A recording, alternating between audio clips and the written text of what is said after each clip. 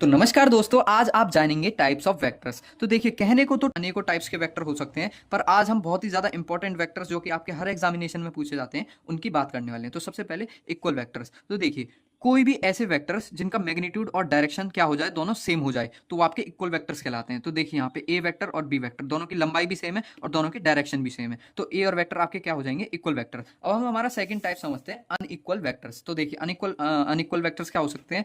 देखिए, या तो आपका मैग्नीट्यूड अलग हो या फिर आपका डायरेक्शन अलग हो या दोनों अलग हो, तो वो आपका अनइक्वल वेक्टर्स कहलाएगा। पहले देखिए, अगर आपका डायरेक्शन अलग है तो ए वेक्टर ये है, बी वेक्टर ये है, दोनों की डायरेक्शन अलग अलग है, तो ये आपके अनइक्वल वेक्टर्स हो जाएंगे। ठीक है, तो अब हम बात करते हैं पैरेलल वेक्टर्स क्या होते हैं। अब देखो, डायरेक्शन इसमें क्या होती है, आपकी सेम होती है, हमेशा ध्यान रखना। कोई भी ऐसे दो वेक्टर जिनकी डायरेक्शन अगर सेम है तो वो आपके पैरेलल वेक्टर। मैग्नीट्यूड कुछ भी हो सकता है, हमें कोई फर्क नहीं पड़ता। ठीक है, अब देखो यहाँ पे एक ए वेक्टर है और यहाँ पे एक बी वेक्टर है। ठीक है, दोनों की डायरेक्शन सेम है, दोनों जो है एक दूसरे के पैरेलल है, तो आपके A is parallel to B vector. ठीक है, अब देखिए हमारा fourth type anti parallel vector. अब ये पैरेलल वेक्टर के बिल्कुल अपोजिट होता है, आपको नाम से ही पता चल रहा होगा। ठीक है, तो ऐसे वेक्टर जिनकी डायरेक्शन जो है दोनों मतलब डायरेक्शन दो वेक्टर्स की अगर अपोजिट है तो वो आपके एंटी पैरेलल वेक्टर कहलाएंगे। मैग्नीट्यूड कुछ भी हो सकता है, हमें फर्क नहीं पड़ता। देखिए, ए वेक्टर इसकी डायरेक्शन इस डायरेक्शन में पॉइंट कर रही है और बी वेक्टर की इस डायरेक्शन में, दोनों की डायरेक्शन अपोजिट है, इसलिए एंटी पैरेलल वेक्टर। अब देखिए कोलिनियर वेक्टर्स। कोलिनियर वेक्टर आपको नाम से समझ आ रहा होगा, को मतलब कि सेम और लीनियर मतलब सेम लाइन। ठीक है, जो कोई भी ऐसे दो वेक्टर जिनकी लाइन क्या हो, सेम हो। जैसे कि यहाँ पे आपको दिख रहा है ए वेक्टर जो है बी वेक्टर पे, मतलब बी वेक्टर ए वेक्टर पे चढ़ा हुआ है, मतलब कि लाइन दोनों की सेम है। जैसे कि मान के चलिए दिल्ली से अमृतसर तक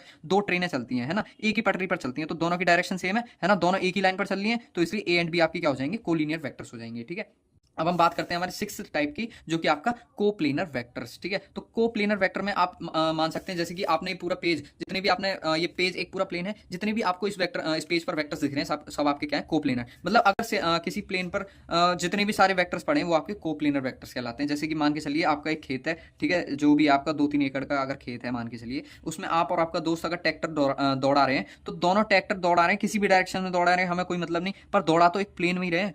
तो जो भी आप दोनों के ट्रैक्टर के द्वारा जो भी डिस्प्लेसमेंट होगा, तो वो डिस्प्लेसमेंट वेक्टर दोनों का क्या हो जाएगा, कोप्लेनर वेक्टर्स हो जाएंगे, क्योंकि दोनों एक ही प्लेन में बात कर रहे हैं। ठीक है, अब हम बात करते हैं हमारे सेवन टाइप ऑफ वेक्टर की, जो कि है आपका को इनिशियल वेक्टर। अब देखिए, को इनिशियल नाम से आपको पता चल रहा है, को मतलब सेम और इनिशियल मतलब स्टार्टिंग पॉइंट। ऐसे कोई भी वेक्टर जिनकी स्टार्टिंग पॉइंट जो है सेम हो, वो आपके को इनिशियल वेक्टर। जैसे ए वेक्टर ये रहा और बी वेक्टर ये रहा, दोनों का स्टार्टिंग पॉइंट सेम है। ठीक है, जीरो वेक्टर की बात करें तो ऐसे वेक्टर जिनका मैग्नीट्यूड जीरो के बराबर हो, वो आपके जीरो वेक्टर्स हो जाते हैं। ठीक है, जैसे ये आपको दिख रहा है यहाँ पे डिस्प्लेसमेंट अगर आपकी जीरो के बराबर है, तो डिस्प्लेसमेंट वेक्टर उस टाइम पे आपका जीरो वेक्टर कहलाएगा ना। यूनिट वेक्टर, नाइन टाइप हमारा सबसे important type unit vector. Unit vector आपको सिंपली आपको कुछ नहीं करता, डायरेक्शन दिखाता है, पर यूनिट मतलब वन होता है, इसलिए इसका डायरेक्शन होता है, मैग्नीट्यूड कुछ भी नहीं होता। जैसे कि आपका यहाँ पे एक्स वेक्टर है ना, अगर एक्स वेक्टर कुछ ये है, A I cap plus B J cap plus C K cap, तो आपका उसका यूनिट वेक्टर क्या हो जाएगा, यूनिट वेक्टर हो जाएगा वेक्टर अपॉन में वेक्टर का मैग्नीट्यूड। ठीक है, तो वेक्टर अपॉन में वेक्टर का मैग्नीट्यूड। ठीक है, तो ये आपका यूनिट वेक्टर कंप्लीट होता है। तो इसी के साथ आपकी यूनिट वेक्टर के टाइप्स ऑफ वेक्टर खत्म हो जाते हैं। मिलते हैं आपको नेक्स्ट वीडियो।